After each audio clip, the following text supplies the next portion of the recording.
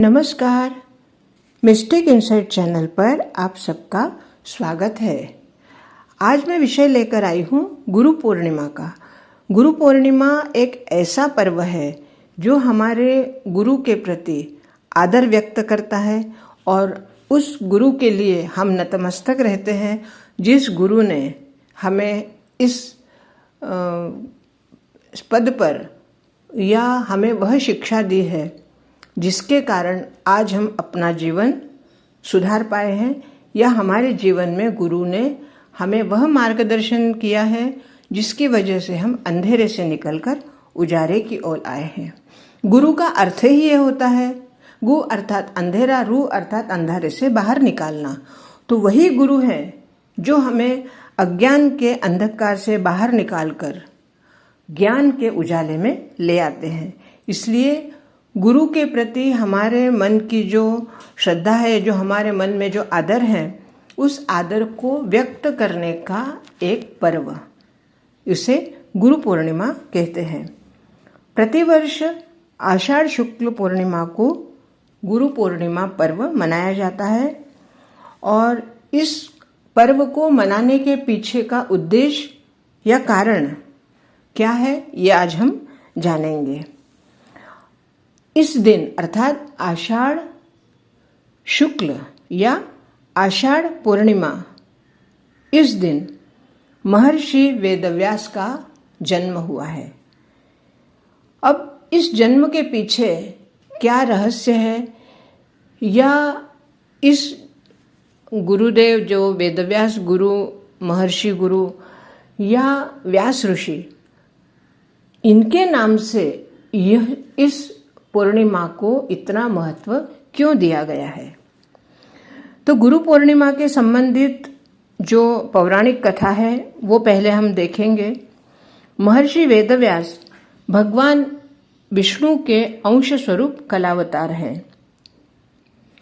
उनके पिता का नाम ऋषि पाराशर और उनकी माता का नाम सत्यवती था। प्राचीन काल में महर्षि पाराशर भ्रमण करने के लिए निकले। जब वह भ्रमण कर रहे थे तो उनकी नज़र एक युवती पर पड़ी जिसका नाम सत्यवती था, और वह सत्यवती एक मछुआरे की पुत्री थी और वह सवारियों को, अर्थात जो लोग आते थे उनको नदी पार करना और उधर के पार से इस पार ले आना, ये काम वो करती थी। सत्यवती मछुआरे की पुत्री थी, परंतु दिखने में बहुत ही सुंदर थी, रूपवती थी। लेकिन मछुआरे के घर में जन्म लेने के कारण उनके शरीर से मछली की गंध आया करती थी, और इसी कारण उस सत्यवती का असली नाम मत्स्यगंधा था। उसे मत्स्यगंधा के नाम से भी जाना जाता है।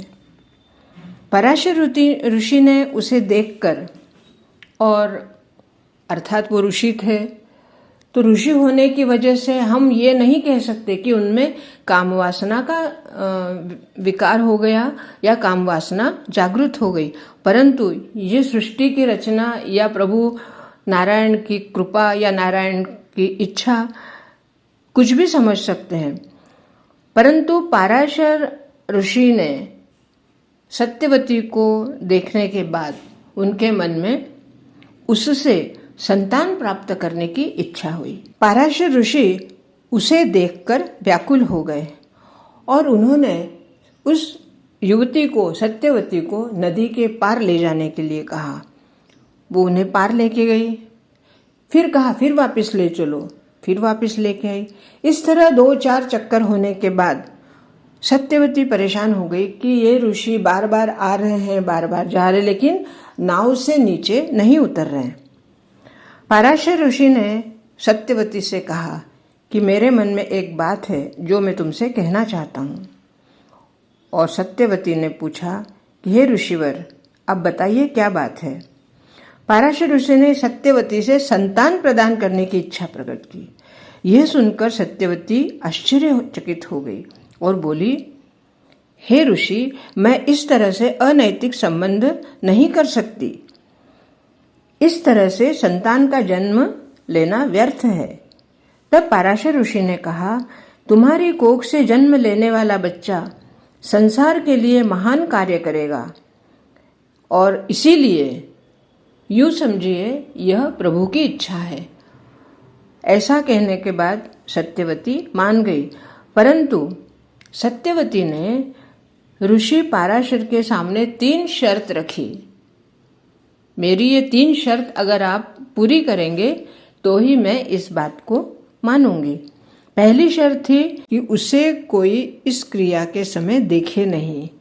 दूसरी शर्त थी होने वाला बच्चा ज्ञानी होने के साथ साथ मेरी कौमार्यता कभी भंग न हो। और तीसरी शर्त थी शरीर से आने वाली गंध फूलों की खुशबू में बदल जाए। पराशर ऋषि ने उसकी तीनों शर्त मान ली और उसे तथास्तु कहकर आशीर्वाद दिया। आने वाले समय में सत्यवती ने एक पुत्र को जन्म दिया जिसका नाम कृष्ण द्वैपायन रखा गया, जो आगे चलकर वेद व्यास कहलाए। अब कृष्ण द्वैपायन नाम होने के साथ फिर वेद व्यास क्यों कहा गया उन्हें? अब वेद व्यास क्यों कहा गया? क्योंकि एक संक्षेप में अगर इस शब्द को हम खोलें तो उसका अर्थ है उनने जो कृष्ण द्वैपायन थे उन्होंने वेदों का व्यास किया, अर्थात वेदों को विस्तार से बताया और विस्तार पूर्वक बताकर उन्होंने अनेक रचनाएं की, इसलिए उन्हें वेदव्यास कहा जाने लगा। बाल्यकाल से ही अध्यात्म में उनकी रुचि थी, अतः उन्होंने अपने माता पिता से प्रभु दर्शन की इच्छा प्रकट की। वन में जाकर तपस्या करने की आज्ञा मांगी, लेकिन माता सत्यवती ने वेदव्यास की इच्छा को मना कर दिया। तब वेदव्यास के अति हठ करने पर सत्यवती ने उन्हें वन जाने की आज्ञा दी और यह कहा कि जब भी मुझे तुम्हारा स्मरण करना होगा या जब भी मुझे तुम्हारा स्मरण आए तो तुम तुरंत आओगे। व्यास ऋषि ने माता को वचन दिया कि हे माता, आप जब भी मेरा स्मरण करेंगी मैं आपके सामने प्रकट हो जाऊंगा। इसके बाद वेदव्यास तपस्या हेतु वन चले गए और वन में जाकर उन्होंने कठिन तपश्चर्या की। इस तपस्या के पुण्य प्रताप से वेदव्यास संस्कृत भाषा में प्रवीणता हासिल कर गए। उन्होंने 4 वेदों का विस्तार किया, 18 पुराणों का विस्तार किया, ब्रह्मसूत्र की रचना की और श्री महाभारत महापुराण के रचयिता महर्षि वेदव्यास तो है ही, परंतु इसे लिपिबद्ध किया है श्री गणेश ने। इसलिए महाभारत एक महापुराण के साथ साथ अद्वितीय ग्रंथ है। महर्षि वेदव्यास को अमरता का वरदान भी प्राप्त है, अतः आज भी महर्षि वेदव्यास किसी न किसी रूप में हमारे बीच में उपस्थित हैं। वेदव्यास को हम कृष्ण द्वैपायन नाम से जो जानते हैं, हिंदू धर्म में वेदव्यास को भगवान नारायण के अवतार के रूप में भी पूजा जाता है और इसी दिन वेदव्यास का जन्म होने के कारण इसे व्यास पूर्णिमा के नाम से जाना जाने लगा, क्योंकि पूर्णिमा को जन्म था और उन्होंने जो वेदों का व्यास किया, वेदों का जो विस्तार किया, उन्होंने जो ग्रंथ लिखे और महापुराण लिखे, उसी वजह से इस पूर्णिमा को गुरु के लिए समर्पित वेदव्यास अर्थात व्यास पूर्णिमा के नाम से कहा जाता है। स्कंद पुराण के अनुसार महर्षि व्यास ने वाटिका अर्थात उसका नाम पिंजला, तो वाटिका उर्फ पिंजला से विवाह किया। वह जाबाली नामक एक ऋषि की पुत्री थी। महर्षि व्यास और पिंजला से उत्तराधिकारी का जन्म हुआ और वह जो गर्भस्थ शिशु था, वह शिशु जो कुछ भी गर्भ में सुनता उसी को वह दोहराता और जन्म के बाद इस प्रकार बार बार जो भी कहा जाए उसे दोहराने की वजह से जिसे उसे शुक कहने लगे, अर्थात शाब्दिक अर्थ होता है तोता। जो हम बोलेंगे वही तोता उसको दोहराता है। जो भी एक बार कोई वो बात सुन लेते हैं तो वो कंठस्थ हो जाता था। वही आगे चलकर शुकदेव मुनिश्री हुए। और वही शुकदेव मुनि ने परीक्षित राजा को मोक्ष के लिए श्रीमद् भागवत कथा श्रवण करवाई।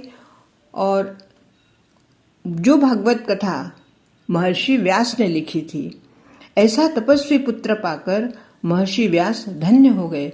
उन्हीं महर्षि वेद व्यास को समर्पित है यह गुरु पूर्णिमा। गुरु पूर्णिमा भारत में अनेक आध्यात्मिक या शैक्षणिक गुरुओं के सम्मान में उनके वंदन और उनके प्रति सम्मान प्रकट करने के लिए मनाया जाने वाला यह विशिष्ट पर्व है। और हम सब मनुष्यों के जीवन के निर्माण में गुरुओं की जो अहम भूमिका होती है, वह किसी भी शब्दों में उसका वर्णन नहीं किया जा सकता। हमारे जन्म से माँ से लेकर तो हमारे जो शैक्षणिक गुरु होते हैं, हमारे जो आध्यात्मिक गुरु होते हैं, हमारे जो गुरुकुल के गुरु होते हैं, या हमारे जीवन में जो जो व्यक्ति, चाहे वो उम्र में छोटा हो या उम्र में बड़ा हो, जो भी व्यक्ति, जो भी कोई जीव हमें अगर कुछ शिक्षा देता है या उसकी शिक्षा से हमें ज्ञान प्राप्त करता है, वही हमारा गुरु है। हाँ, क्योंकि गुरु कोई एक नहीं होते। जो जो हमें ज्ञान देगा वो हमारे गुरु होते हैं। और उन सभी के प्रति हमारा समर्पण, हमारा आदर भाव होना ही चाहिए। ऐसा माना जाता है कि जिन गुरुओं ने हमें गढ़ने में, हमारा जीवन निर्माण करने में अपना योगदान दिया है, उन सबके प्रति कृतज्ञता का भाव बनाए रखना हमारा परम कर्तव्य है। और उस भाव को प्रदर्शित करने के लिए या उस भाव को आदर सहित अर्पण करने के लिए गुरु पूर्णिमा से अच्छा और दिन कोई हो ही नहीं सकता। इसलिए गुरु पूर्णिमा के दिन विनम्र भाव से उनका सत्कार हमें करना चाहिए। गुरु पूर्णिमा के दिन शिष्य अपने गुरु की पूजा उपासना करके और अपनी योग्यता के अनुसार उनके चरणों पर भेंट स्वरूप अपना आदर व्यक्त करते हैं या आदर व्यक्त करना चाहिए। शास्त्रों में भी गुरुओं को देवताओं के बराबर माना गया है। महर्षि वेदव्यास के बारे में तो बहुत सी सब लोग जानते हैं कि वो सबसे पहले बड़े गुरु हैं, जिन्होंने इतने बड़े पुराण सब कुछ लिखकर हम सभी मानव जाति पर बहुत उपकार किया है। वेदव्यास जी के अवतार को लेकर एक श्लोक काफी प्रसिद्ध है, जो इस प्रकार है: व्यासाय विष्णु रूपाय व्यास रूपाय विष्णवे नमो वै ब्रह्म निधये वसिष्ठाय नमो नमः। इस श्लोक का अर्थ है, वेद व्यास साक्षात भगवान विष्णु का ही स्वरूप है और भगवान विष्णु ही वेद व्यास है।